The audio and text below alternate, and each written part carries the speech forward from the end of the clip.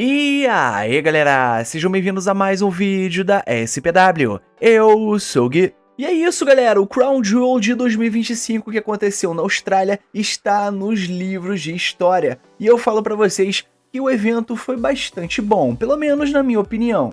E é claro, tivemos aí um clássico entre John Cena e AJ Styles, que eu acredito firmemente que colocou um sorriso aí no rosto de todos vocês. Inclusive, eu também tava com um sorriso de orelha a orelha. Então, gente, chega de muita enrolação, até porque se você clicou nesse vídeo aqui, é pra você ver a minha análise sobre o Crown Jewel de 2025 da WWE. Então vamos pra ele. Então galera, começamos aí com a luta de abertura da noite, e essa luta foi entre Bronson Reed e Roman Reigns, em uma Australian Street Fight. E meus amigos, eu falo com vocês que essa luta de abertura foi bastante divertida, e foi um daqueles combates que pegou fogo do início ao fim, com Roman Reigns dominando e levantando a torcida que tava ali naquela arena. E é claro, gente, ia reagir com euforia a cada momento de Roman Reigns, e os dois usaram de tudo, tacos de cricket, candlesticks, cadeiras e até placas de trânsito, em uma luta que ficou bastante caótica a cada medida que ela avançava. E a confusão ela aumentou ainda mais quando o Bron Breakker apareceu jogando Roman Reigns com tudo sobre a mesa dos comentaristas. E logo depois, não sendo nenhuma surpresa para os fãs, os Usos acabaram aparecendo, Jimmy Uso e Jey Uso, para poder ajudar o seu primo, mesmo depois de Roman Reigns ter deixado bastante claro que não queria nenhuma ajuda deles,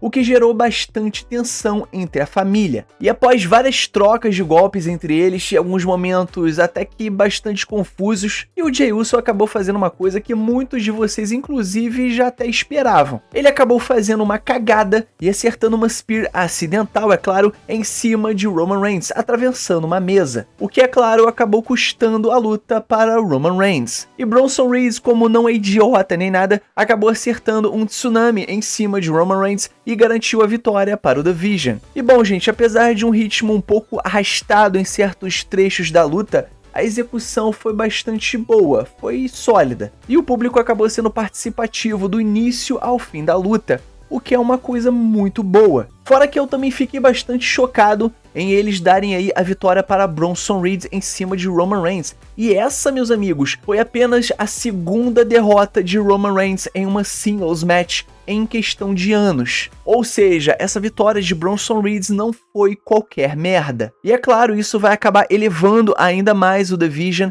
como uma ameaça real no roster do Raw. Então é isso, gente, foi uma boa vitória e eu gostei bastante do Bronson Reed sair vencedor dessa luta. E agora, galera, nós vamos para a próxima luta da noite, e essa luta é campeã contra campeã. Stephanie Vaquer, a campeã mundial feminina, vai enfrentar Tiffany Stratton, a campeã feminina da WWE. E essa luta é pelo cinturão do Crown Jewel Women's Championship. E assim, gente, mesmo sem uma grande história por detrás dessa luta, a Stephanie Vaquer e a Tiffany Stratton entregaram aí uma excelente luta, na minha opinião, pelo cinturão do Crown Jewel. Ambas mostraram muita técnica, muita intensidade do início ao fim. E é claro, ambas são favoritas dos fãs. E essa luta é aquele tipo de luta que vem na nossa cabeça a palavra tanto faz. Se a Tiffany Stratton vencer, tá bom. Se a Stephanie Vaquer vencer, tá bom também. A Stephanie Vaquer lutou com muito foco, muita agressividade e golpes bastante duros,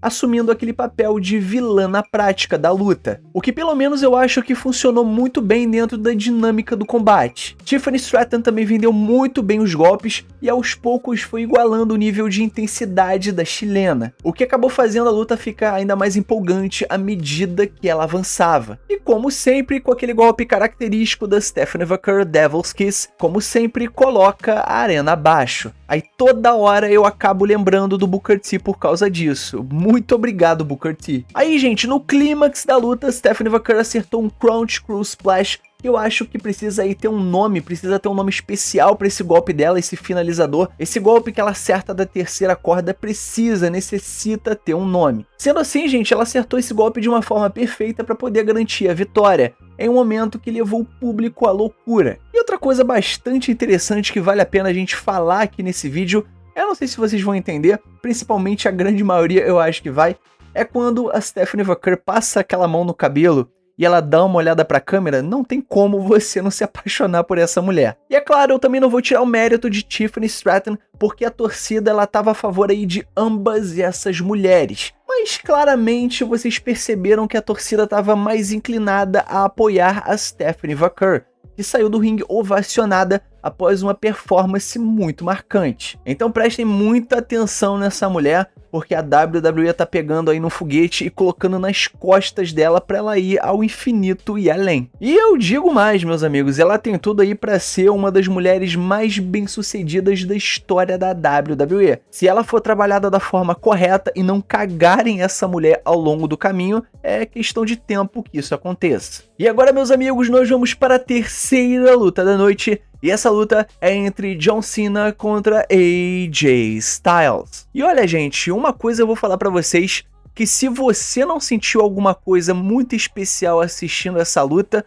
eu sugiro que você verifique o seu pulso, porque com certeza você já deve estar morto por dentro. E antes da gente falar da luta, eu preciso falar daquela roupa que o AJ Styles estava usando, que pra quem não conhece, é a roupa clássica do AJ Styles da TNA. Para quem acompanhou a TNA, no auge da TNA, sabe que é exatamente essa roupa com quem ele lutava, essa roupa clássica do AJ Styles. E para quem assistiu TNA nessa época, como eu, com certeza se sentiu adolescente novamente. Cara, foi muito legal de ver. E são esses tipos de coisas que fazem você voltar a ser uma criança, um adolescente novamente. São essas pequenas coisas que para muitas pessoas podem não significar nada, mas para mim significam muito. E bom, gente, agora falando da luta.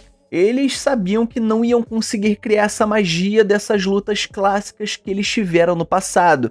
E é por isso que eles nem tentaram. Até porque eles estavam lá para se divertir. Eles entregaram aí um combate fluido e divertido, bastante divertido. Tava cheio de grandes momentos, signature moves, finishers de outros lutadores. E aquilo, né, gente? Teve momentos ali da luta que ela beirou a paródia em certos pontos, é claro. Mas ainda assim foi muito divertida de assistir. Tanto John Cena quanto AJ Styles prestaram aí homenagens a várias lendas e antigos rivais, tanto do próprio Cena quanto do AJ Styles. Tivemos o Skull Crush Finale do The Miz, tivemos o Walls of Jericho do Chris Jericho, tivemos o Sister Abigail do Bray Wyatt, que na minha opinião foi o melhor Sister Abigail que eu vi na minha vida. Eu sempre achei que esse golpe do Bray Wyatt não tinha tanto impacto quando ele fazia, na verdade todo mundo que fez esse golpe nunca pareceu dar o devido impacto que ele precisava, e nessa luta o John Cena acabou oferecendo isso. Tivemos também tanto o Chokeslam quanto o Tombstone Piledriver do Kane e do Undertaker. Tivemos o Switching Music do Shawn Michaels, o Accolade do Rusev. Teve até um momento que o John Cena ia tentar aplicar um 619 no AJ Styles, porém ele não deixou. E com certeza ele sabia que não ia conseguir acertar esse golpe de uma forma bonita. Então provavelmente ele falou, bom, eu não consigo fazer esse golpe aí de um jeito bacana, então Styles me ataca antes que ele aconteça. Tivemos também tanto aquele DDT do Randy Orton quanto o RKO, e depois ele até tentou dar um chute ali na cabeça do AJ Styles, aquele golpe característico do Randy Orton, mas acabou que não deu certo. Tivemos também tanto dos oponentes que o AJ Styles teve ao longo da sua carreira, oponentes clássicos que ele teve na TNA, que é o Samoa Joe e o Christopher Daniels, o Coquina Clutch, que é do Samoa Joe, e o Angel's Wings, do Christopher Daniels, oponentes clássicos de AJ Styles. E cada referência colocava a torcida australiana em êxtase, enquanto o ringue estava virando um verdadeiro festival de golpes finais. E no fim nós vimos John Cena aplicando um Tombstone Piledriver, seguido de um Attitude Adjustment, para poder encerrar o combate e garantindo a vitória para ele. E eu falo com vocês que a reação online foi extremamente positiva. Tinha muitos fãs chamando essa luta de clássica. Eu acho que eu não iria tão fundo aí nessa parte, porém a luta foi sim muito boa e divertida. E é claro, gente, o fator nostalgia e energia do público fizeram isso tudo valer a pena. Então coloca aí nos comentários o que você achou dessa luta. E agora, galera, a nossa próxima luta da noite é uma luta de duplas. Io Sky e Rhea Ripley vão enfrentar as Kabuki Warriors, o time de Asuka e Kairi Sane. E olha, eu vou falar pra vocês que não deve ser nada fácil entrar logo em seguida depois da luta entre AJ Styles e John Cena. Mas é claro, gente, essas mulheres não decepcionaram em nada. E a luta ela começou com um ritmo bastante intenso, mas rapidamente ela desacelerou para seguir aquela fórmula clássica de uma luta de duplas. Aquela fórmula da babyface em perigo sendo castigada pelas Rios. E durante boa parte desse combate, galera, a gente viu Io Sky sendo dominada pelas Kabuki Warriors, em um longo período de controle dessas japonesas. Ainda assim, Io Sky mostrou bastante garra e conseguiu reagir o suficiente para dar o hot tag para Rhea Ripley, e entrou mudando completamente o ritmo da luta. A partir daí, a luta ela se transformou em um caos controlado. Tivemos aí boas sequências, trocas bastante rápidas e falsos finais que levantaram boa parte do público. No entanto, é preciso dizer que faltou um pouco de energia e conexão emocional nessa luta. Eu digo pra vocês que a estrutura ela ficou um pouco confusa em alguns momentos e o combate ele acabou se estendendo mais do que deveria. Porém, ele não deixou de ser um bom combate. No final, nós vimos a Io Sky acertando um Over the Moonsault em Kairi Sane para poder garantir a vitória para ela e para a Rhea Ripley. Foi uma luta, tecnicamente falando, sólida, mas um pouquinho abaixo das expectativas. Eu esperava ali um pouquinho mais, principalmente levando em conta o talento que essas 4 mulheres possuem. E agora resta a gente saber o que vai acontecer nos próximos programas do Raw nas semanas seguintes. E agora, galera, nós vamos para o Main Event da noite. E essa luta é pelo cinturão do Crown Jewel masculino. O campeão mundial Seth Rollins vai enfrentar Cody Rhodes, o campeão da WWE. O Main Event do Crown Jewel já começou em um ritmo mais lento,